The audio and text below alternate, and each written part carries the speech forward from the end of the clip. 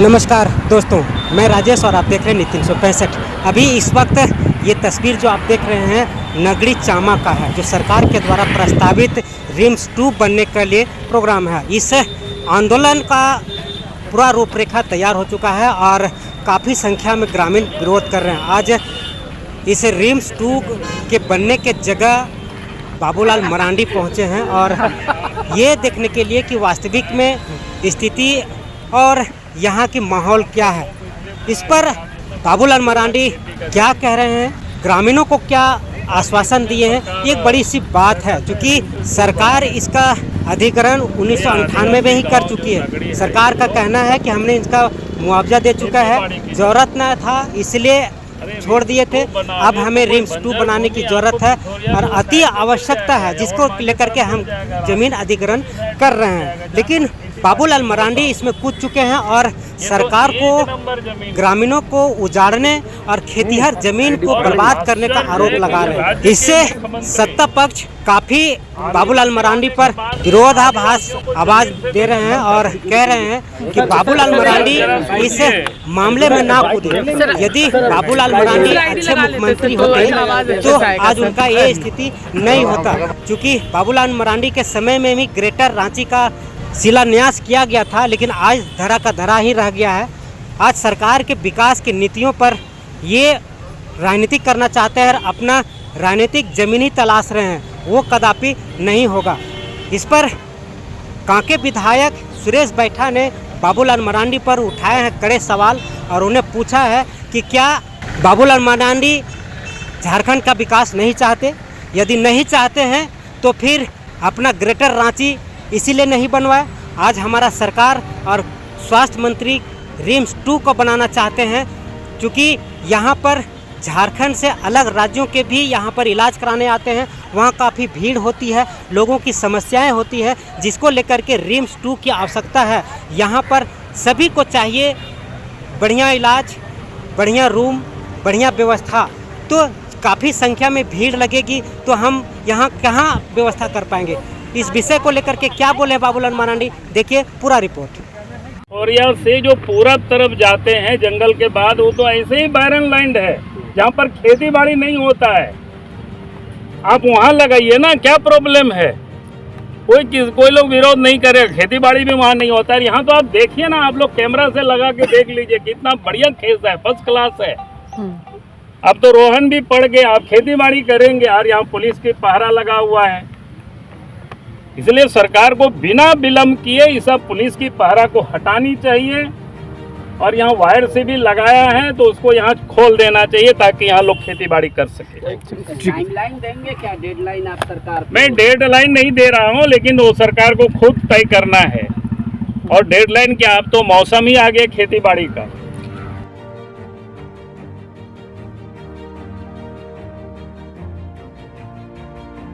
आपके क्षेत्र में रिम्स 2 का निर्माण किया जा रहा है, जो खेतीहर जमीन है उसको सरकार अधिग्रहण की है। देखिए, बाबूलाल मरांडी हमारे पहले मुख्यमंत्री रहे झारखंड बनने के उपरांत, उन्हीं को पहला मुख्यमंत्री बनाया था और उनको जानना चाहिए तो ग्रेटर रांची का उन्होंने शिलान्यास कराया। आज ग्रेटर रांची क्यों नहीं बना? पहला सवाल मेरा उनसे है।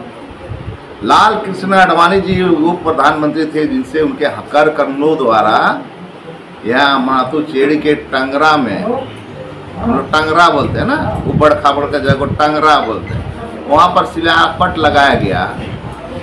24 साल होने जा रहा है। इन लोग के शासनकाल हो गया 16 से 18 साल तक बीजेपी लोग को शासनकाल रहा है। कोई ऐसा विकास कार्य किया है आज तक? अगर आज विकास कार्य करने के लिए माननीय मुख्यमंत्री हेमंत सोरेन जी, अबुआ सरकार के नेता, अगर वो चाह रहे हैं कि यहाँ के जन जीवन अस्त व्यवस्था मजबूत हो, यहाँ के लोग संपन्न बने, यहाँ के लोग हॉस्पिटलाइज होने के लिए भेलोर ना जाए, हैदराबाद ना जाए, मुंबई ना जाए कैंसर के उपचार के लिए, दिल्ली ना जाए एम्स के लिए, इसलिए इन्होंने जो प्रयास किया है रिम्स 2 दैट मीन्स कि उसके अलावे दूसरा, इसलिए कि वहाँ रिम्स में काफ़ी भीड़ हो जाती है।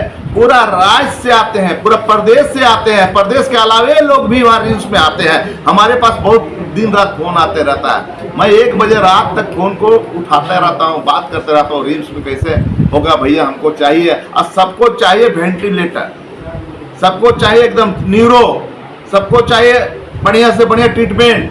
तो उसी को देखते हुए अगर माननीय मुख्यमंत्री जी ने और हमारे स्वास्थ्य मंत्री जी ने ये प्रयास किया रिम्स 2 बने, तो निश्चित रूप से बनना चाहिए। अब रहा जमीन का विवाद, तो जमीन का विवाद अगर है तो उसका भी सॉल्यूशन सरकार करेगी। इसमें ईट बट की बात रही है। अगर उस जमीन इंक्रोचमेंट होगा तो उसका भी हम लोग विरोध करेंगे।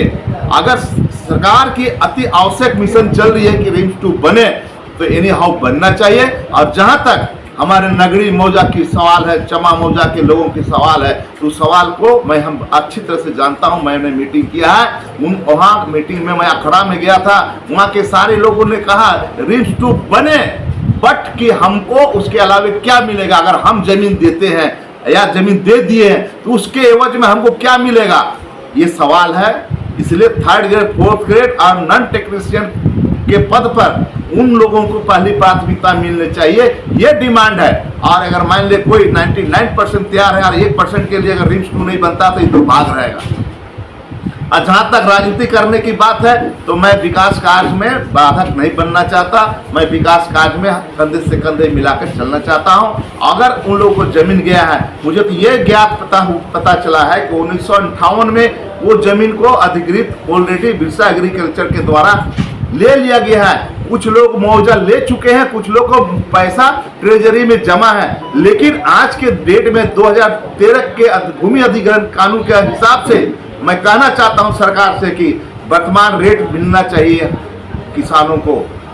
अगर किसान को आप संतुष्ट नहीं करते हैं, 80% किसानों को आप ले इस टाइम संतुष्ट नहीं करते, तो आप जमीन भी अधिग्रहण नहीं कर सकते। लेकिन कानून के हिसाब से आज के डेट में हम कह सकते हैं 2013 के भूमि अधिग्रहण बिल के हिसाब से कि आज के वर्तमान स्थिति के अनुसार उसको मुआवजा मिलना चाहिए।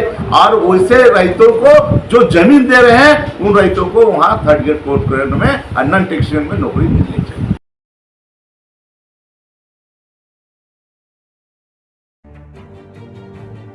बाबूलाल मरांडी कुछ बाबूलाल जी तो जानिए रहे हो, कुतुब मीनार से डिगने वाले नेता हैं, वो हम देख लेंगे, बोलते कुछ करते कुछ। आज उनका पॉलिटिकल स्टैंड होता अच्छा तो झारखंड का सर्वांगीण विकास होता। आज ऐसे मुख्यमंत्री उनको बनाया गया था कि ये वनांचल की लड़ाई लड़ रहे थे, यही लोग वनांचल की लड़ाई लड़ रहे थे। और हमारे अगुआ नेता माननीय शिबू सोरेन जी जो लड़ाई लड़ रहे थे, पूरे झारखंड की लड़ रहे थे, पूरे बृहद झारखंड की लड़ाई लड़ रहे थे। तो यही अंतर है। और झारखंड बना तो अभी लोग विकास करना नहीं चाहते हैं। अगर विकास करना चाहता तो पद को त्याग करके भाग जाते। आज इन्हीं का देन है कि स्थानीय नियोजन नीति नहीं बना। आज पहला मुख्यमंत्री थे, स्थानीय नियोजन नीति बनाते और सिलेंडर करके भाग में जाते और स्टैंड ले लेते, कैबिनेट की मीटिंग बुला के वो लोग स्थानीय नीति की घोषणा कर देते। तो आज हमारे लोग क्यों भटकते? लोग 3rd ग्रेड 4th ग्रेड की आज लड़ाई लड़ रहे हैं। मैं विधानसभा में बात को उठाया हूँ, आज इन्हीं का जो पैदा किया है वो जो प्रॉब्लम आज भी बना हुआ है। हम रहेंगे कहाँ? हमारी खेती वाली ज़मीन है, उसे जीवन व्यतीत होता है। हमारी पूर्वजों की प्रॉपर्टी है, ये वही धरोहर है हमारी। हम सरकार से अगर नहीं मानती है तो हम लड़ाई लड़ेंगे, आंदोलन करेंगे। आंदोलन में भी हमारे ये इसमें ये करेंगे और ये ज़मीन को बचाने की कोशिश करेंगे। सरकार को तो ये होना चाहिए कि खेती वाली ज़मीन को गरीब को नहीं करना चाहिए, उसको बचाना चाहिए। ज़मीन को बचाना चाहिए, खेती वाला ज़मीन को। क्या बोल रही है सरकार? सरकार तो ज़बरदस्ती कर रही है। बोलेगी क्या? हमें तो कुछ बोली ही नहीं है, कुछ नोटिस नहीं, कोई नोटिस नहीं की है, ना कोई ग्राम सभा हुआ है, ना कुछ नहीं हुआ है। केवल फोर्स लगा करके सीधे डायरेक्ट बाउंड्री बॉल किया जा रहा है। ये सरकार की नीति को देख लीजिए। कितना जमीन है आपका इसमें? ये मेरा 12 एकड़ जमीन है। हमारा 8 एकड़ तो मेरा लो कॉलेज में चला गया मेरा। नाम बताइए अपना। मंटू उराव सर। तो पैसा कितना मिला है? बहुत मिला, बोरी में मिला है सर।